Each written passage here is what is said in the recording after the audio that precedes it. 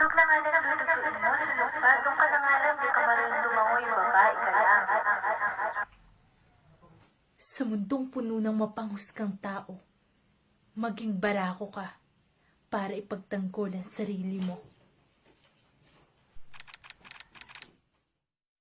Tara, kape. Amoy pa lang, alam mong palaba na, kapeng barako para sa mga matatapang na tao. Kulay pa lang, alam mong hindi na magpapatalo, kapeng barako para sana sa mga mapanghusgang tao na nagsasabing babae lang ako sa kanilang paningin. Ngunit binago yun ng scouting. Babae ako. Hindi babae lang ako. Maupo, matulala, mag-isa. Ilagay ang panyo sa mata. Huwag naman sanang parawan ang lakas ng loob ng mga bagay na kaya kong gawin at sa aking pinagkaloob. Natuto na akong lumabas sa rehas ng hiya, magtuklas ng mga talentong di ko inakala. Natuto na akong sumugal ng walang dalang sanda at panata.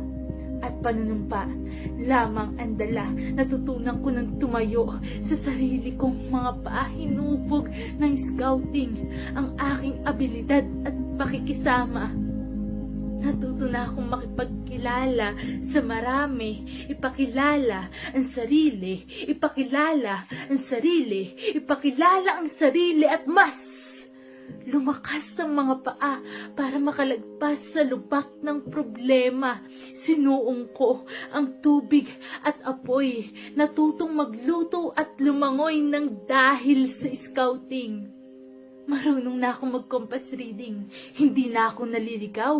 Sa katunayan, alam ko na ngayon ang daan para hindi mabalikan ang nakaraan. Alam ko na ngayon ang saktong direksyon para bigyan ng dapat na atensyon.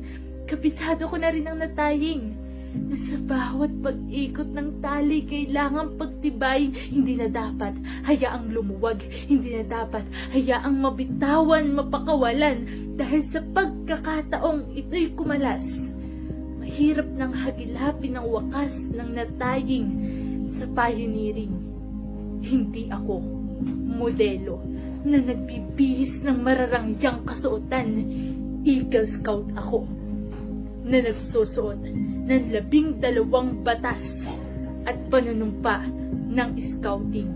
Ako ay mapagkakatiwalaan, matapat, matulungin, mapagkaibigan, magalang, mabait, masunurin, masaya, matipid, matapang, malinis, makadiyos ako. Sa gitna ng pandemyang ito, malaki ang parte ng scouting sa buhay ko. Hindi na ako ngayon bulag sa katotohanan. Ang mga sinasabi ng mga mapanghusgang tao'y hindi ko na pinapakinggan. Oo nga, ang pagsali sa scouting ay hindi madali. Kailangan mong mag-phase 1, kailangan mong mag-phase 2, kailangan mong mag-take ng pre-board at national board. Pero, pasasaan kapag ang hirap at pagod ay mayroong ligaya. Dahil sa scouting, nakatagpo ako ng pangalawang pamilya, mga kaibigan na makakasama sa hirap at ginhawa. Sila ang aking naging inspirasyon, motibasyon para makaahon sa hirap ng kahapon. Kaya, Scouters, sa muli nating pagkikita-kita, hindi man sa personal dahil digital na, naway patuloy pa nating palawigin ang buhay scouting. Wala mang maganap na friendship hunting. Magiging modelo pa din tayo ng pag-iingat para mapuksa ang COVID-19. Ako'y Agilang Batanggenyo, Eagle Scout, Jonalyn Serrano. Nooy lampahin at tugyutin, ngayon matikas ang tindig dahil sa scouting. Sinsay muna din tayo makainom ng barakong kape.